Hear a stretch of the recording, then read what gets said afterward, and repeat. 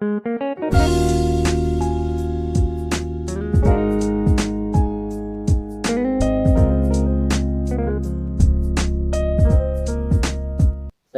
warahmatullahi wabarakatuh.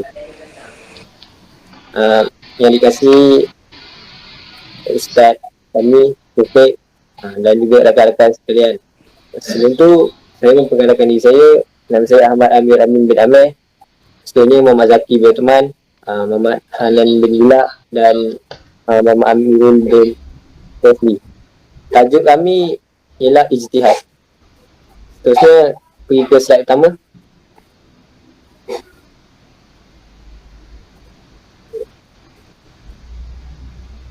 Okay, baiklah. Tentu kita pergi pada maksud ijtihad. Apa itu ijtihad?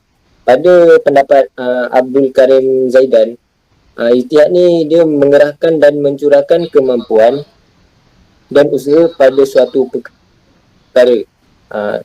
Untuk lebih jelas kita pergi ke pendapat ahli usul fiqh yang maksud mengerahkan segala kemampuan untuk mengenal hukum-hukum syarak dengan jalan istinbat.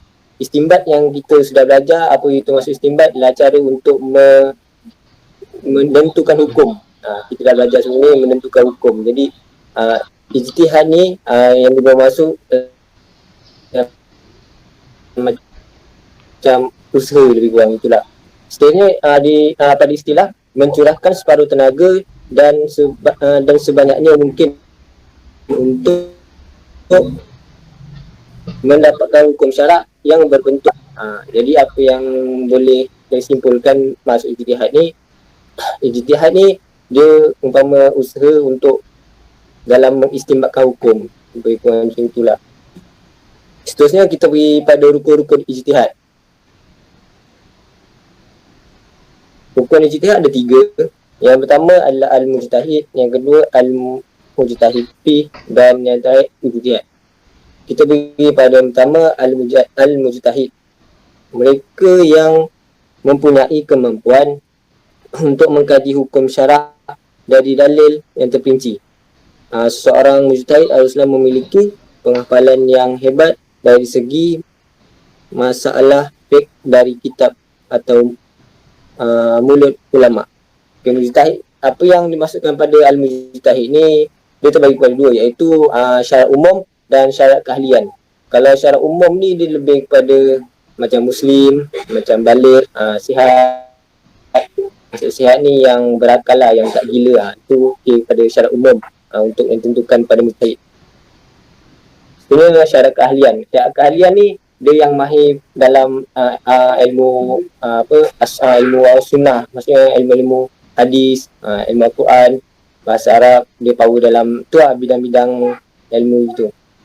Seterusnya al-mujtahid fi, usaha yang dilakukan bagi mendalami ilmu usul fiqh perlu menjadi sebati dalam diri seseorang al-mujtahid fi.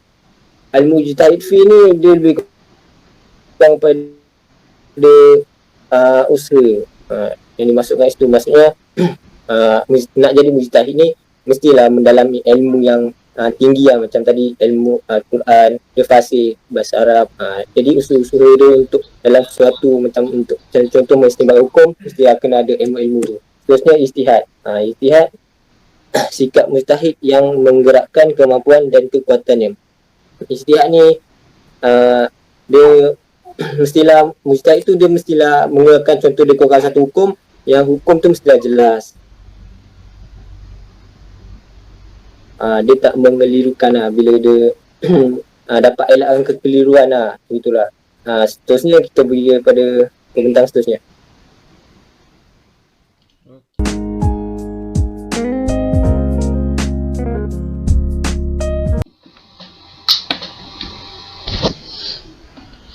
Mana slide? Okey. Bismillahirrahmanirrahim. Seterusnya kita pergi kepada hukum berijtihad. Jadi hukum melakukan ijtihad bagi seorang mujtahid ialah wajib. Namun secara terperinci, hukum yang melakukan ijtihad bagi seorang mujtahid ialah wajib lah. Ijtihad wajib dilakukan bagi orang yang memang layak melakukannya, iaitu orang-orang yang memiliki kemampuan ijtihad dan memenuhi syarat-syaratnya. Segala usaha yang dilakukan oleh mujtahid adalah hukum syar'i dan wajib untuk dilaksanakannya serta tidak boleh ditinggalkannya hanya disebabkan ijtihad orang lain. Jadi hal ini ditekankan dalam hadis. Seorang mujtahid dan ijtihadnya merupakan perkara yang benar, maka dia berhak mendapat 2 pahala, iaitu ijtihad yang disampaikan itu benar.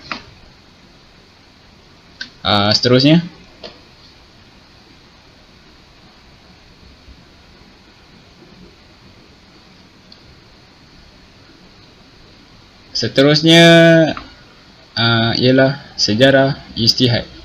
Sejarah ijtihad ni ada 4 fasa. Yang pertama ialah fasa zaman Rasulullah. Rasulullah SAW merupakan ahli pertama dalam berijtihad. Ijtihad Rasulullah SAW terbatas di dalam masalah-masalah yang belum ditetapkan hukumnya Al-Quran. Sebagai contoh, ijtihad Rasulullah SAW yang mendapat kebenaran wahyu adalah ijtihadnya tentang pembebasan tawanan perang Badar. Okay, jadi pada semasa perang Badar tu, Rasulullah SAW bertanya kepada sahabat-sahabatnya mengenai tawanan yang kalah pada ketika itu. Okay, jadi Rasulullah SAW tanya kepada Umar bin Al-Khattab. Okay, Umar menyatakan bahawa tawanan yang tewas tu harus dibunuh, tetapi Sayyidina Abu Bakar menyuruh tawanan itu dibebaskan dengan syarat tawanan tersebut perlu membayar fidyah. Jadi Rasulullah SAW setuju dengan pendapat yang disampaikan oleh Sayyidina Abu Bakar. Okay, jadi kat situ kita faham bahawa ijtihad Rasulullah SAW dimusyawarahkan terlebih dahulu dengan sahabat-sahabatnya. Seterusnya, zaman sahabat.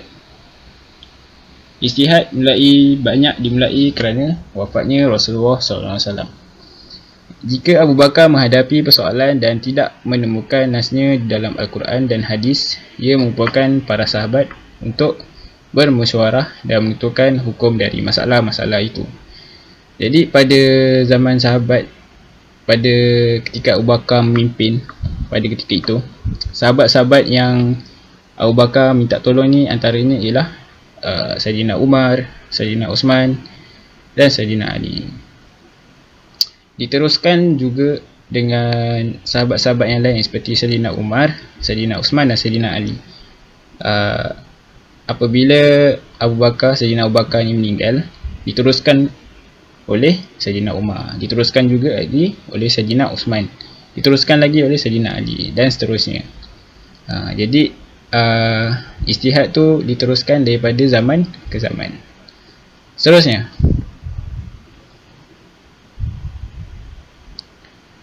sejarah ijtihad selepas zaman sahabat. Okay, selepas zaman 4 orang sahabat tadi, lahirnya kemunculan mujtahid besar. Okay, mujtahid besar pada ketika itu antaranya ialah Abdullah bin Umar, Ibnu Syihab Az-Zuhri, Abdullah bin Abbas, Alqamah bin Qais, Anas bin Malik, Umar bin Abdul Aziz, Abdullah bin Amr.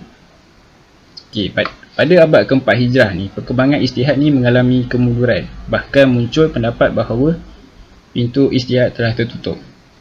Sebabnya adalah masyarakat Islam dia merasa cukup dengan pendapat-pendapat mujtahid sebelumnya.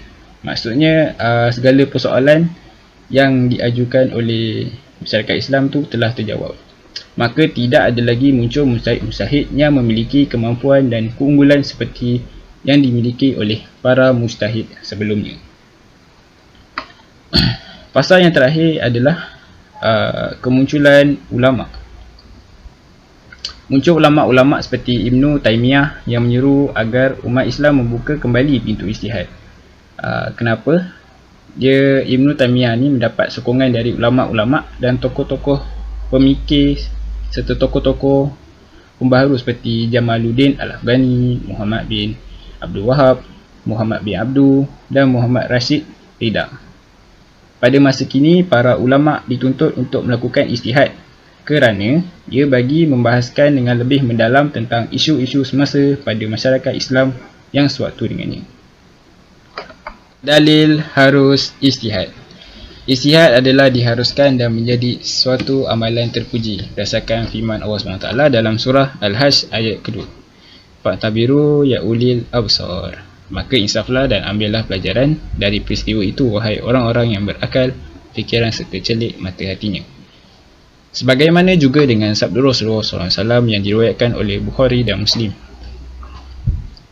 Apabila seseorang hakim menjatuhkan hukuman, lalu ia berijtihad dan didapati apa yang diijtihadkan itu benar, maka ia mendapatkan 2 pahala. Sekiranya pula ia menjatuhkan hukuman dan berijtihad serta salah, maka ia mendapatkan 1 pahala sahaja. Okey, jadi kenapa ijtihad ni harus dilakukan? Kerana ia dapat membantu golongan masyarakat dalam membuat keputusan. Sekiranya umat Islam menghadapi pertelingkahan dalam masalah kehidupan seharian mereka, maka menjadi keharusan untuk mereka berbincang bagi menyelesaikan masalah tersebut. Okey. Seterusnya, Hanabila.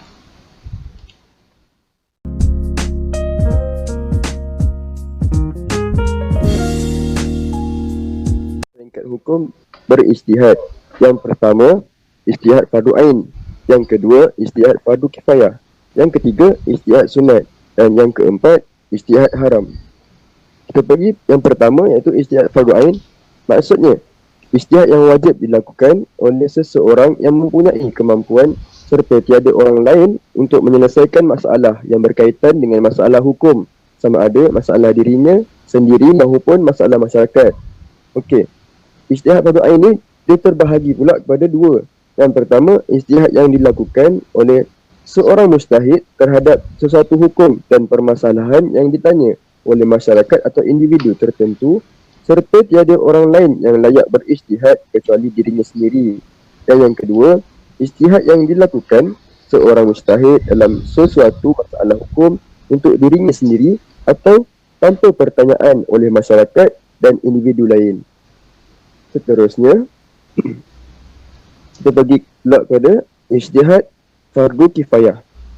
Ijtihad maksudnya adalah ijtihad yang dilakukan oleh seseorang yang mempunyai kelayakan untuk berijtihad, tetapi terdapat orang lain juga yang layak untuk berijtihad bagi menyelesaikan masalah yang berkaitan hukum.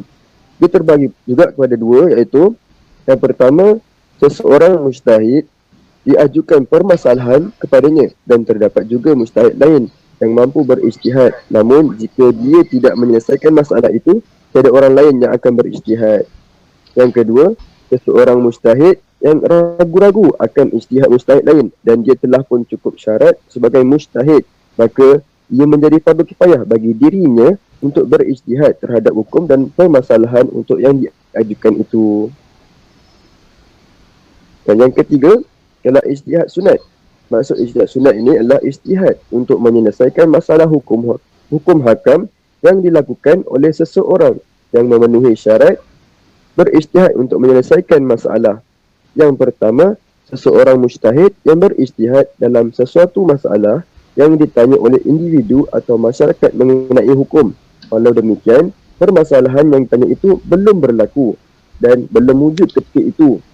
Yang kedua, seseorang mujtahid yang berijtihad tentang sesuatu masalah dan hukum yang belum berlaku atau tidak berlaku tanpa ada sebab. Dan terakhir sekali adalah ijtihad haram. Ijtihad haram ni adalah ijtihad yang dilakukan oleh seseorang yang caranya bercanggah atau tidak memenuhi syarat mujtahid serta bercanggah dengan nas. Jadi hukumnya adalah haram. Termasuk pula kepada martabat mujtahid. Martabat mujtahid yang pertama adalah mujtahid mutlak. Yang kedua, mujtahid muntasib. Yang ketiga, mujtahid dalam mazhab. Yang keempat, mujtahid al-tarjih. Kita pergi yang pertama, mujtahid mutlak. Ia merupakan ijtihad dan juga mujtahid peringkat yang pertama. Ia bermaksud ijtihad yang dilakukan oleh seseorang mujtahid dengan berasaskan Al-Quran dan juga hadis. Ijtihad peringkat ini menggunakan segala dalil dan istimbat hukum secara bebas tanpa berpegang kepada mana-mana imam. Mereka yang tergolong dalam kalangan ini antaranya ialah fuqaha sahabat seperti Abu Bakar, Umar, Ali dan juga Aisyah. Fuqaha tabi'in seperti Sa'id bin Musayyab dan Ibrahim al-Nakhai. Fuqaha tabi'in seperti Muhammad al-Bakir. Dan terakhir sekali fuqaha imam mazhab seperti Imam Malik bin Anas, Imam Abu Hanifah dan juga Imam al-Syafi'i. Seterusnya, mujtahid muntasib. Ia merupakan ijtihad atau mujtahid peringkat kedua.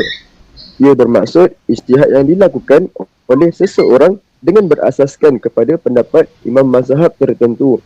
Mujtahid akan mengikuti imam mazhab mereka dalam perkara usul sahaja dan berselisihan pendapat dalam perkara furu'. Mereka yang tergolong dalam kalangan ini antaranya ialah yang pertama mazhab Hanafi seperti Abu Yusuf, Zufar dan juga Muhammad Al-Hasan. Mazhab Maliki seperti Abdul Ar-Rahman Al-Qasim. Yang ketiga mazhab Al-Syafi'i seperti Al-Buwaiti dan juga Al-Muzani. Mazhab Hanbali pula seperti Al-Maruzi. Seterusnya kita pergi pula pada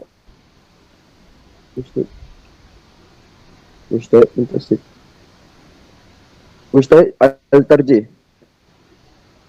Slide seterusnya. Okey. Ia merupakan ijtihad atau mujtahid dalam fatwa. Ia adalah ijtihad yang diambil daripada pendapat imam mazhab yang kuat atau rajih untuk dijadikan fatwa serta memilih yang paling sahih riwayatnya. Mujtahid mempunyai peranan utama dalam mengeluarkan dalil serta menentukan dalil yang imam mazhab mereka gunakan. Mereka dikira sebagai murajjih terhadap pendapat imamnya yang berbeza sebelum mengeluarkan fatwa. Mereka yang tergolong dalam kalangan ini antaranya ialah yang pertama mazhab Hanafi seperti Al-Qaduri. Mazhab kedua mazhab Maliki seperti Al-Khalil. Mazhab Al-Syafi'i seperti Ar-Rafi' dan juga Al-Nawawi. Dan mazhab yang terakhir mazhab Hanbali seperti Alauddin Al-Muradi. Sekian saja daripada saya. Terima kasih.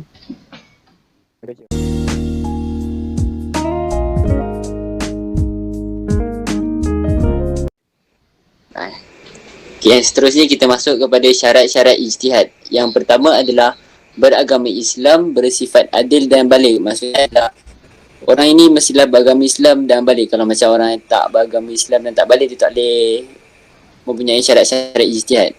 Yang kedua adalah mengetahui nas dan dalil yang berkaitan dengan hukum walaupun tidak menghafalnya. Yang ketiga ialah mengetahui tentang qiyas, iaitu merangkumi ilah, hikmat dan kemaslahatan masyarakat. Yang keempat, mengetahui serta memahami bahasa Arab dengan baik dan sempurna. Dan yang kelima, mengetahui tentang sebab nuzul ayat dan sebab datangnya hadis. Okey, yang seterusnya adalah cara-cara berijtihad. Yang pertama, meneliti nas yang terkandung dalam Al-Quran dan meneliti hadis mutawatir dan hadis ahad dalam penetapan hukum. Yang kedua adalah berpegang dan mengambil zahir nas Al-Quran dan hadis.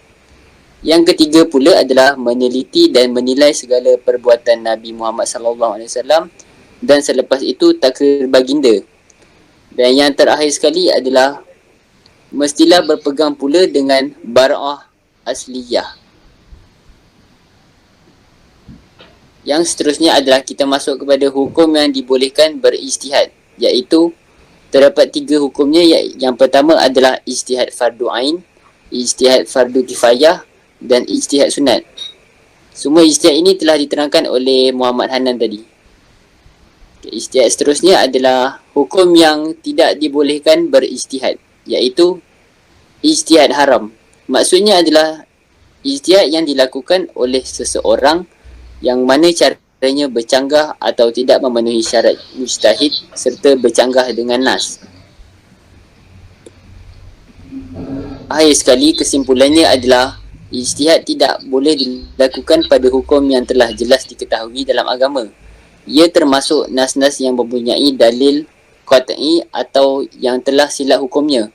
Umpamanya nas-nas yang memerintahkan supaya ikhlas beribadat kepada Allah Subhanahu wa taala dan mengikuti Rasulullah sallallahu alaihi wasallam, menunaikan kewajipan yang telah disyariatkan oleh Allah, mengutamakan perbuatan yang baik dan menjauhkan diri daripada perbuatan hina seperti zina, minum arak, saksi palsu, membunuh, memberi atau menerima riba, dan juga memakan harta anak yatim dan lain-lain. Lagi yang dikira perbuatan hina yang ditegah dalam Islam. Sekian, terima kasih.